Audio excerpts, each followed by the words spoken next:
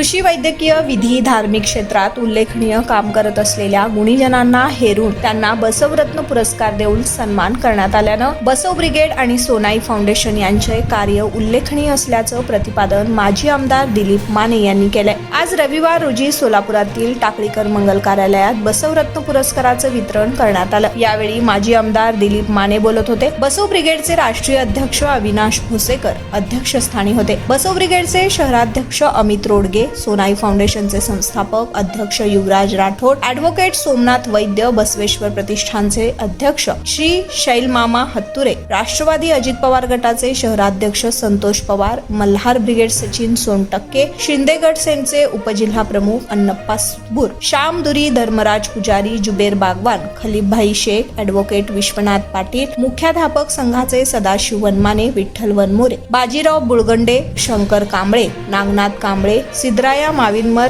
हरिभाऊ गुजरे, सवेश्वर बुरकुन, जतीन निमगाव, ॲडव्होकेट विनय कुमार कटारे, दत्ता केरे, विनायक साळुंखे, डॉक्टर वैचिनाथ कुंभार, रमेश धुरपे, कल्लप्पा पाटील, जयश्री सुतार, सरपंच सुजाता सुतार आदींची यावेळी उपस्थिती होती। प्रारंभी बसवेश्वर यांच्या प्रतिमेचं पूजन आणि दीप प्रज्वलन करण्यात आले। माजी आमदार दिलीप माने म्हणाले की बसव ब्रिगेड आणि सोनाई फाउंडेशन या सामाजिक संस्थेकडून समाजातील योग्य व्यक्तींचा बसवरत्न पुरस्काराने सत्कार करण्यात आला असून हा सन्मान देताना अभ्यासपूर्वक नावं निवडलात। योग्य व्यक्तींचा सत्कार करण्याचं भाग्य मला मिळालं। विधायक कामे करण्याच्या सोबत मी नेहमीच असणार आहे। संतोष पवार म्हणाले की समाजातील गुणवंतांचा हा गौरव सामाजिक संस्थेकडून होत आहे। हे प्रेरणादायी असं काम आहे। उपमुख्यमंत्री अजित पवार यांच्याकडून बसव भवनासाठी 50 लाख निधी मंजूर करण्यात आल्याचं पवार यांनी यावेळी सांगितले। समाजासाठी झटणाऱ्यांच्या पाठीमागे भविष्यातही आम्ही खंबीरपणे उभारणार असल्याचं युवराज राठोड यांनी सांगितले। बसव भवनच्या इमारतीच्या उभारणीसाठी नेहमी सकारात्मक राहणार असून यासाठी भविष्य काळात होणाऱ्या नव्या मुख्यमंत्र्यांकडून देखील मंत्रालयीन स्तरावरून प्रयत्न करण्याचं अभिवचन सोमनाथ वैद्य यांनी दिले। प्रास्ताविकेत अमित रोडगे यांनी बसव ब्रिगेडच्या कार्याविषयी माहिती विशद केली। सूत्रसंचालन ऐश्वर्या हिबारे यांनी केले। डॉक्टर अमरनाथ सोलपुरे यांनी जीवन गौरव पुरस्कारानं त्यांना सन्मानित करण्यात आलं। महिला जगत अनिता माळगे, आध्यात्मिक रवी बिराजदार, उद्योग मल्लीनाथ अकळवेढे, वैद्यकीय डॉक्टर प्रतिभा पाटील, सामाजिक रोहित पाटील, शैक्षणिक वैशाली शहापुरे, कृषी शशिकांत पुदे, विधी विश्वनाथ पाटील, स्वयंशिक्षा फाउंडेशन कडून विधायक कामे, जगद्गुरू डॉक्टर चंद्रशेखर शिवाचार्य स्वामी आणि बसवरूढ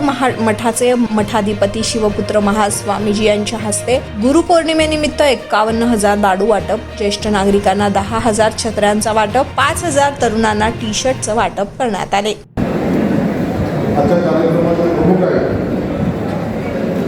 हे आमचे मित्र आणि आमचे बंधू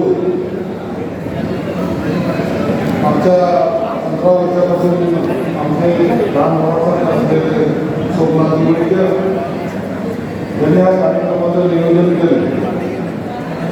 हे आमचे सोलापुरातील प्रसिद्ध व्यक्तिमत्व आमचे मित्र युवराज भैया यांनी सोलापूरमध्ये आर्ट्स कलाकार म्हणून त्यांनी चांगलं नाव कमवलं। ते आमचे मित्र अमित रोडगे सर्व बसवरत्न पुरस्कार मिळालेले सर्व रत्न पुरस्कार सगळ्यांचं नाव घ्यायचं बरंचसं वेळ झालेलं आहे आणि मलाही पूर्ण कार्यक्रमाच्या यावर्षी सर्व सरकारमध्ये या कार्यक्रमाला उपस्थित असलेल्या जमलेले सर्व उपस्थितीचे नातेवाईक, पाहुणे, जमलेले समाजाचे आमचे सर्व बंधू भगिनी, खरं तर हा बसवरत्न पुरस्कार आमचे बंधू आणि वैद्यक समाज खूप एक महिन्यापासून तयार करतो आणि पुरस्कार जे तुम्ही निवडले अतिशय योग्य चांगले अभ्यासू, त्याचे समाजामध्ये नाव आहे, समाजामध्ये प्रतिष्ठा आहे, त्यांनी समाजासाठी काय तर दिलं आहे, अशा मुलांचा सत्कार करणं मोठी काळाची गरज आहे। आमच्या या कार्यक्रमाला नियोजन केलं करत असताना त्यांनी कल्पना दिली. जामतेराजे छत्रपती शिवाजी महाराज, जगद्गुरू महात्मा बसवेश्वर महाराज, अहिल्यादेवी होळकर, महात्मा फुले, सावित्रीबाई फुले, डॉक्टर बाबासाहेब आंबेडकर, अण्णाभाऊ साठे आणि काशीपीठाचे सर्व जगद्गुरू, तसेच श्री बसव मठाचे शिवपुत्र महाराज, आमच्या दक्षिण तालुक्याचे माजी आमदार दिलीपराव माने साहेब, उपस्थित व्यासपीठावर श्रीशैल हातोरे साहेब, आमच्या समाजाचे नेते श्रीशैल हातोरे साहेब, सत्तूर सर, तसेच सोनटक्के साहेब, तसेच व्यासपीठावर उपस्थित असलेले आमचे जवळचे पाहुणे मल्लीनाथ अक्कलवाडी साहेब आणि उपस्थित सर्व सत्कार मंत्री आणि समोर बसलेल्या माझे बंधू भगिनीनो आणि मित्रांनो, आज बसव ब्रिगेड सोलापूर शहर जिल्हा तसेच सोनाई फाउंडेशन व स्वयंशिक्षा फाउंडेशनच्या मार्फत लिंगायत समाजातील ज्या दोन्ही व्यक्तींचा सत्कार होणार आहे त्या व्यक्तिमत्वाचा मी स्वयंशिक्षा एज्युकेशन फाउंडेशनच्या वतीने आणि या कार्यक्रमाचा स्वागताध्यक्ष म्हणून आपले मनपूर्वक अभिनंदन करतो.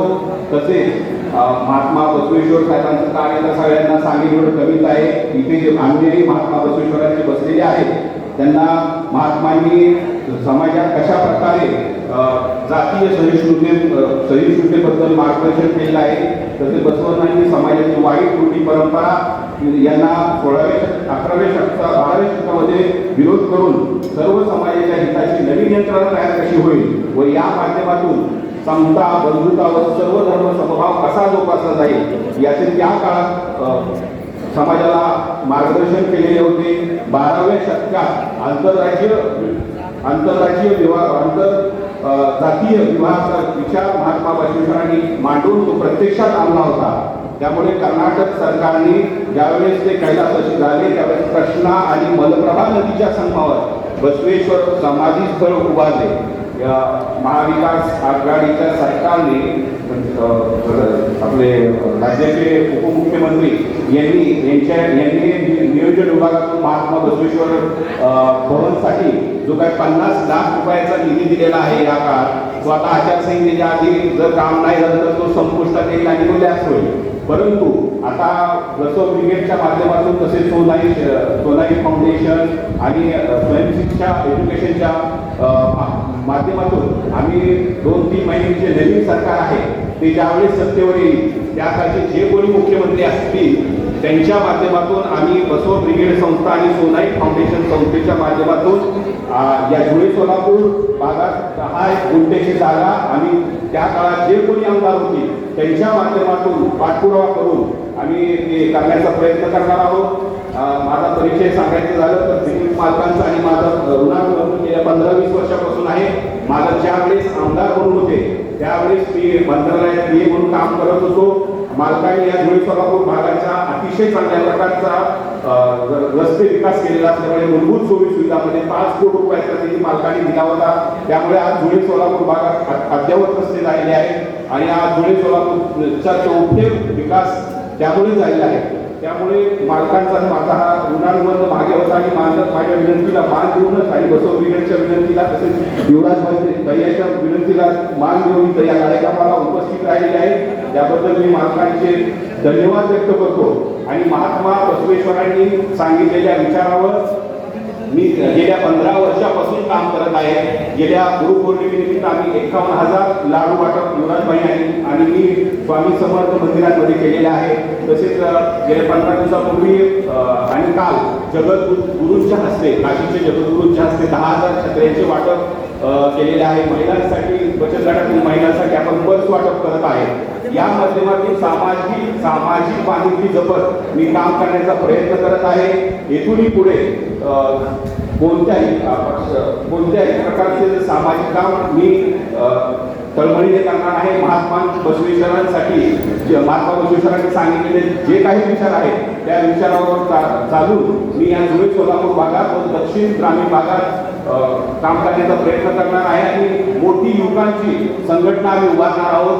आणि मला या निमित्ताने एवढंच सांगायचं आहे की आता आपण पुढील 2-3 महिन्यामध्ये बसव ब्रिगेडच्या माध्यमातून तसेच सोनाई फाउंडेशन व स्वयंशिक्षाच्या माध्यमातून आम्ही 10 ते 11 गुंठे जमिनी महाराष्ट्राच्या मुख्यमंत्र्यांकडून धुळे सोलापूर परिसरात उपलब्ध करून देऊ. कारण याआधीही महाराष्ट्राच्या मुख्यमंत्र्यांनी अनेक महात्म्यांच्या जे काही सामाजिक भवनासाठी 5 कोटी 10 कोटी निधी दिलेला आहे. तसाच आमचाही समाज हा सोलापूर शहरात मोठ्या प्रमाणात आहे. त्यामुळे आम्ही समाजाच्या वतीने आम्ही मुख्यमंत्र्यांकडे अप्रोच करू आणि 10 गुंठे प्रशस्त जागा धुळे सोलापूर भागात आम्ही देऊ आणि महाराष्ट्राच्या मुख्यमंत्र्याला आम्ही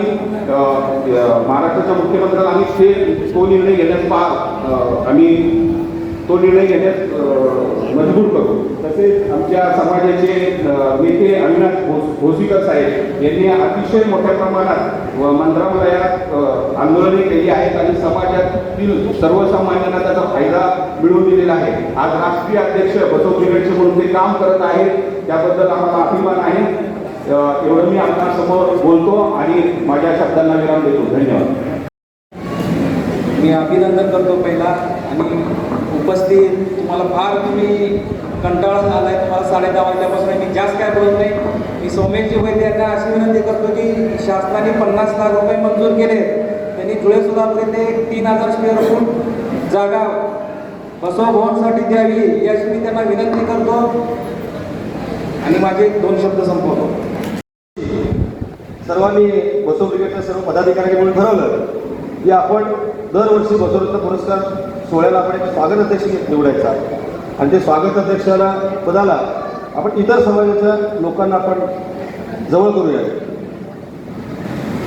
पहिल्या वर्षीचा पुरस्कार सोहळा केला त्यावेळेला आमचे खलीलभाई शेख असतील, त्यांना मी सहज म्हटलं भाई असं पुरस्कार सोहळा करायचा मला काय करायचं. खलीलबाईंनी एका शब्दात म्हणले की आम्ही त्याची काही काळजी करू नका, आपलं बसवेश्वरांचं काम आणि बसवेश्वरांचा जो विषय तो खूप मोठा आहे, प्रचंड आहे आणि त्यांनी जे 12व्या शतकामध्ये जाती धर्मभेद दूर करण्यासाठीचा जो प्रयत्न केला आहे आणि आद्य क्रांतिकारक अशा व्यक्तीच्या जयंतीच्या औचित्यानं ह्या होणाऱ्या सोहळ्याला मला स्वागत अध्यक्ष म्हणून व्हायला आवडेल आणि मी पूर्ण जबाबदारी घेतो. हा पहिल्या वर्षीचा विषय झाला. दुसऱ्या वर्षी आमचे पश्चिम महाराष्ट्र अध्यक्ष संतोषजी वायकळ सर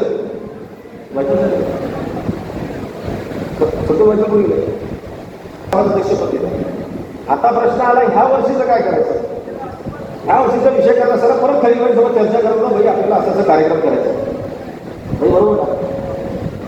चर्चा होत असताना सहज विषय म्हटलं भाई काय करावं लागेल, कसं करायचं, आपण इतर समाजाला करायचं म्हणजे यावेळेला आपण एक बंजारा समाजाचा आपण विचार करावा. मग तरी एका वाक्यात तरी म्हणजे आपण एक विषय करू, आपण युवराज भाईला सांगायला लागेल म्हणजे युवराज भाईला ठीक आहे म्हणजे युवराज भाईला म्हणून भाई असं आपल्याला करायचं.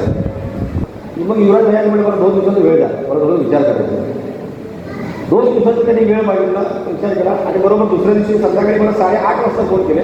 आम्ही जी बसव ब्रिगेडचा कार्यक्रम, महात्मा बसवेश्वराचा कार्यक्रम आणि महात्मा बसवेश्वराचा इतिहास हा इतका मोठा आहे की त्याच्यासाठी आणि त्यांच्या नावासाठी आपण छोटे काही कार्यक्रम करण्यापेक्षा भव्य प्रमाणामध्ये मोठ्या प्रमाणात करूया आणि तेही ताकदीवर करूया. ह्या वर्षीचं स्वागत अध्यक्षपद द्यायचं आहे म्हटलं ठीक आहे. म्हणलं त्यावेळेस तर माझा आणि सोबतीचा परिचय पण नव्हता, पण त्यांनी सांगितल्यानंतर निर्णय घेतला, चर्चा केल्यानंतर एका वाक्यात आम्हाला म्हणजे की अभिराव बसवेश्वर महाराजांच्या नावाने आपण जो कार्यक्रम करतोय त्या कार्यक्रम कुठल्याही पद्धतीने साध्या पद्धतीने व्हायला पाहिजे आणि पूर्णतः